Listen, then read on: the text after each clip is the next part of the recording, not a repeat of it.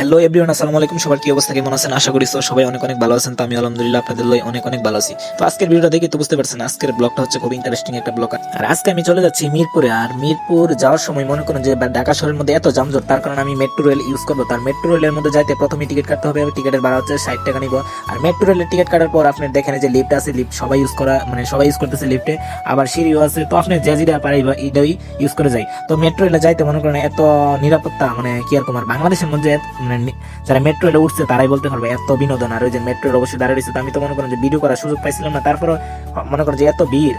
তো যেহেতু পারছি আপনাদেরকে দেখালাম, তো অবশ্যই আপনাদের কাছে ব্লগটা কিরকম লাগছে অবশ্যই সবাই কমেন্ট করবেন। আর মেট্রো রেলে যাইতে এত বিনোদন আর এত নিরাপত্তা, মনে করেন যে কিছু বলার নাই, এতই মানে। আর আজকে আমি চলে যাবো হচ্ছে আপনার মিরপুর শেরেবাংলা জাতীয় স্টেডিয়াম। আর মিরপুর যাইতে এই যে মেট্রো রেল ইউজ করাটা খুবই নিরাপত্তাজনক। আর আর আজকে আমি চলে যাবো হচ্ছে আপনার বিপিএল দেখতে, BPL Dhaka versus Chattogram challengers. আর মেট্রো রেলতে নামার পরই মনে করেন যে স্টেডিয়াম বেশি দূর না, সর্বোচ্চ 2-3 মিনিটের রাস্তা। ঢাকা শহর তো একবারই জ্যামজট, তার জন্য সময় লাগে না। আর মেট্রো রেল ইউজ করে সবাই যাবেন অবশ্যই।